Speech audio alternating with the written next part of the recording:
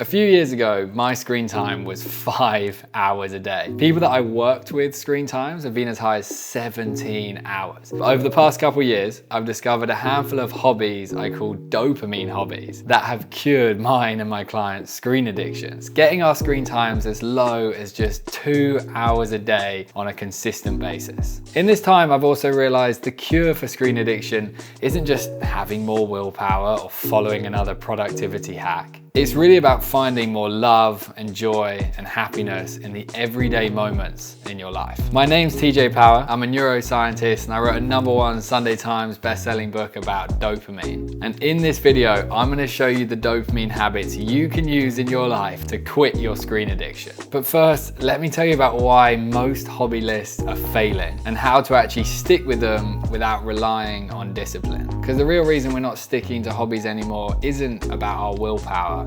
It's really about what fast dopamine has done to our poor brains. There's a study I love by this lady called Dr. Volkow that found when you flood your brain with fast dopamine, this is just dopamine that gets delivered immensely quickly. Like for example, when you're nailing short form content, you notice this like rapid rise of stimulation and pleasure in your brain. It forces your brain to start dialing down these dopamine receptors, so life itself begins to feel more and more dull. Your brain just cannot cope with the level of stimulation it's experiencing. So it's like, wow, if I can't cope with this anymore, I'm just gonna give you less dopamine to access in the first place. That state then makes us apathetic and demotivated. And all these great hobbies we've come up with, and we're like, yeah, I should definitely do all that stuff. We just can't be bothered to actually execute on them because we've burnt out this magical resource in our brain. But when you put effort into something and then you slowly experience reward, dopamine begins to naturally generate in your brain at the pace that it loves and was designed to do over hundreds of thousands of years, which begins to reverse that receptor issue that's being caused by the fast dopamine. This then makes life start feeling really fun again and exciting, and you're like, yeah, I really want to do loads of cool stuff. This is what we call slow dopamine, and the hobbies we're going to explore are exactly how we're going to access it. You see, what makes a hobby dopamine positive is it's something that you have to do for a while, and when you first start doing it, you don't instantaneously feel amazing. Like when you read a book, for example, basically the hardest habit in the world, you don't open the first page and think, wow, I feel amazing now. I feel so good now that I've read 2 sentences of this book. In comparison to when you open Instagram, you might instantly feel a level of entertainment and joy. But then as you read the book, after 10, 20 minutes or so,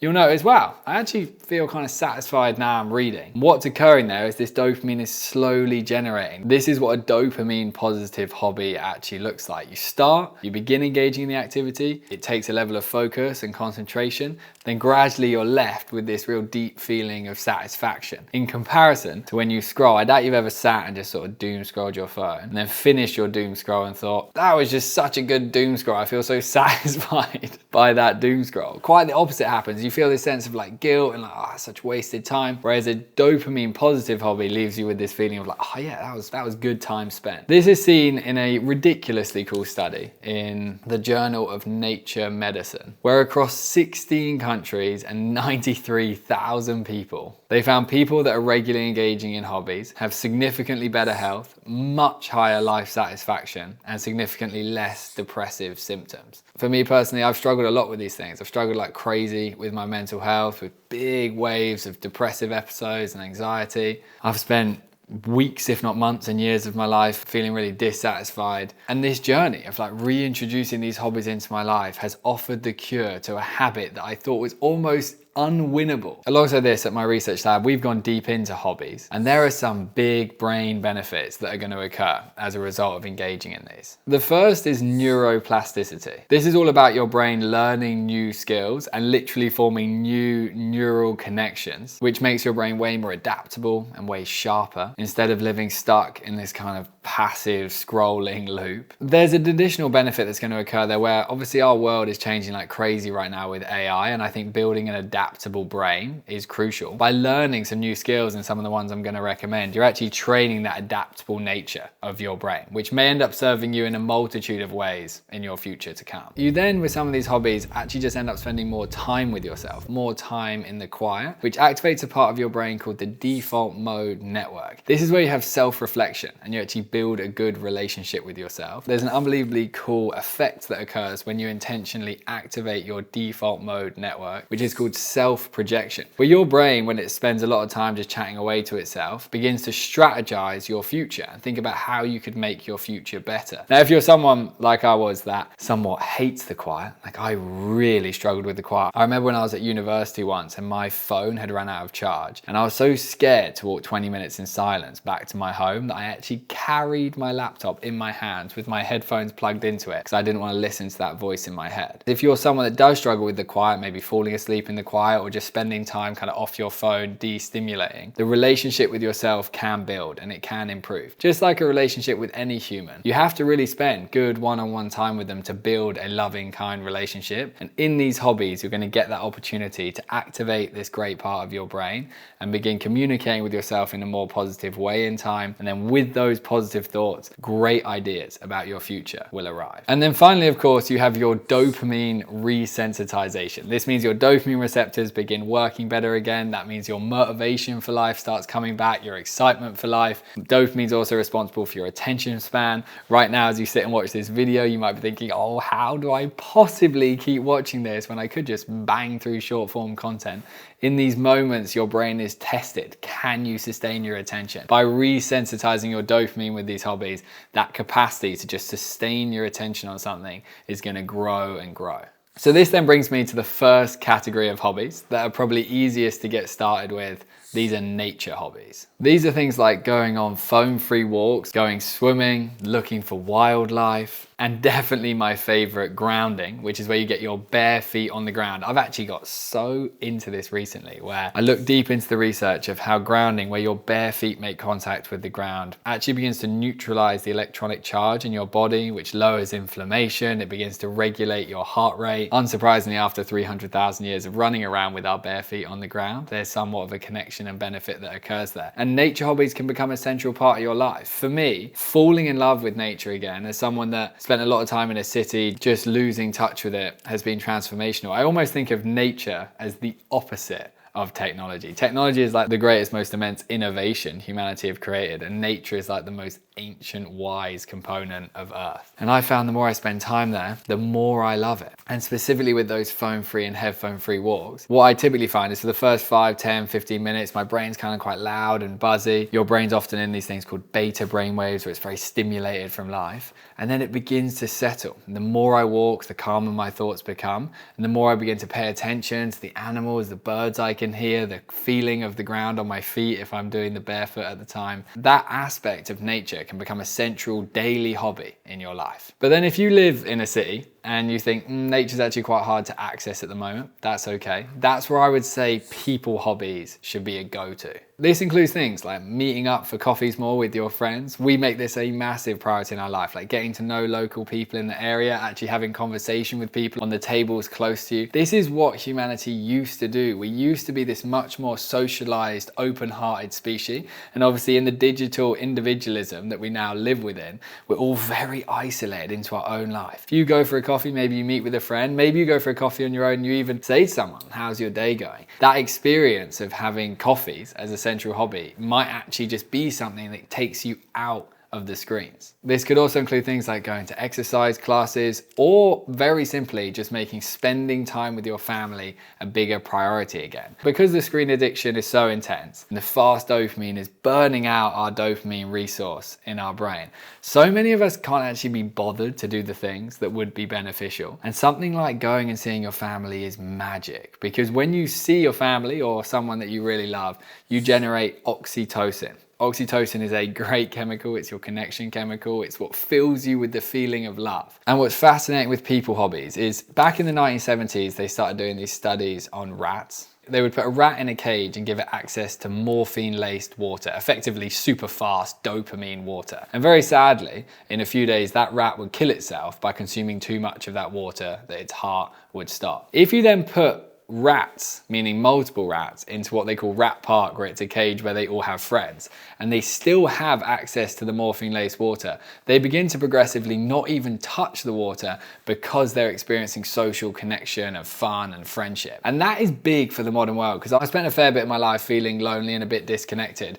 And whenever I'm lonely, that's when my phone addiction skyrockets. And I recently moved out to Australia, didn't know anyone out here, and I've had this experience of having to re-socialize myself, like literally have the awkward experience of going up to people in coffee shops and being like, hey, how you doing? And it's like kind of cringy when you think about it. And then once you actually get used to it and like re-socialize yourself, that starts filling you up. I would say now I'm spending, I don't know, 30, 45 minutes a day speaking to other humans in my local community instead of being on a screen. And these are the subtle tweaks. And then because of how that research works, the more you fill yourself with love and oxytocin, the less you actually want the dopamine. And then suddenly it's easier to manage. And this is what I mean by you're not managing your screen addiction through willpower, you're managing it through intelligent hobbies that fill up the deeper parts of you that are very unsatisfied with modern life. Then one that has had the most monumental impact on my own kind of doom scrolling addiction are mood hobbies. These are the ones you do for how they make you feel. This has been things like making videos, volunteering my time, learning to play a musical instrument, or even something like watching old movies. Watching old movies has transformed my life. Out of all the things I tell you in this video, things like phone-free walks would probably be right there at the top. But trust me,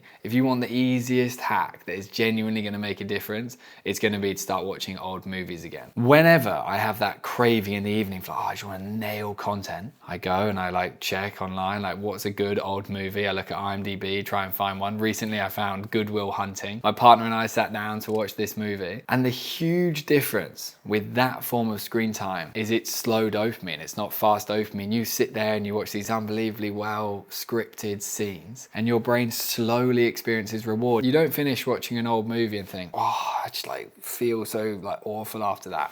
The opposite occurs. You think, wow, that was a great movie. And as the modernization of even movies has occurred, they've began to more rapidly increase the dopamine within our brains to try and keep our attention. But if you, for example, this evening, fine, just go with Good Will Hunting. You'll love it. And you just put your phone in a different room and it's like a bit of anxiety because you're like, oh, but my phone, like I need it near me. But you don't. And you have to retrain yourself that you are safe without your phone right next to you. And then you put on an old movie, maybe you're on your own, maybe you're with someone you love, and you just sit there. And when you feel a bit bored, you just think, that's okay, it's all right. I'm fixing my screen addiction. I'm finding a new hobby. Maybe old movies could actually be something you become really passionate about loving. And then finally, we've got learn hobbies. These are the best for training your brain to do new things and access that neuroplasticity that trains our brain to become more adaptable and is so good for the longevity of your brain. These are things like knitting, getting really into cooking, getting really into nutrition and studying how nutrition works. Things like learning a new physical skill, calisthenics I've been getting super into, like body weight training, that's been magic. The interesting things about cooking or knitting or calisthenics is you're physically doing things with your hands whilst learning a new skill. And my partner's mum, she's in her 50s, was chatting to me about how much she struggles with her phone addiction, like all of us. One of the biggest difficulties she has is like she's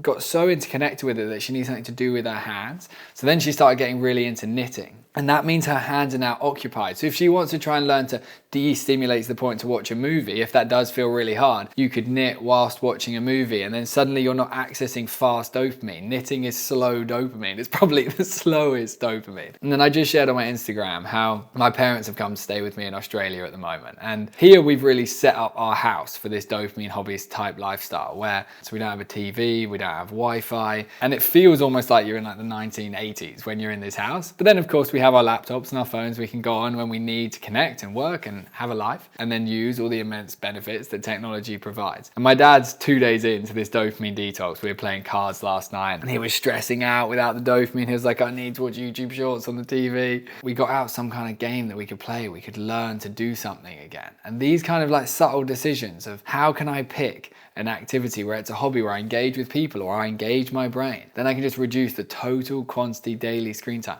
My parents are laughing because they're saying like they feel like they're in some kind of technological rehab at our house. It's not like we're intentionally trying to make them do that. My partner and I, we've had a little daughter, and we just really care about how can we raise her and not be addicted to screens? How can we ourselves reduce our addiction to them? So you've got a few different categories here. You've got nature hobbies. You might feel connected to the nature path. You've got people hobbies. Maybe that people is a great thing for you and you've been deprioritizing people in your life recently. Maybe you've got the mood hobbies, the ones that just make you feel good. Instruments, watching old movies, making videos. And then you've got those learn hobbies, the one where you're literally physically entertaining your hands with a skill while learning something new for your brain. But if this feels like a lot of hobbies, you of course don't need to start them all to see an effect on your screen time. You just need to pick one and then stick with it for a period of time, knowing that if you start engaging with it and it feels a bit boring or a bit effortful or a bit slow, that's the exact state we want to train your brain to recover in the modern world. I'd honestly consider just getting started. Maybe right now you could go on a phone-free walk. Maybe right now you could put on an old movie. Maybe right now you could head outside and go for a coffee and see if there's anyone to chat to and engage with. Or maybe you could even go and get your bare feet onto the earth. The most crucial thing to remember that has crashed my screen time and those that I work with is that you have to break the pattern today or the cycle will repeat tomorrow.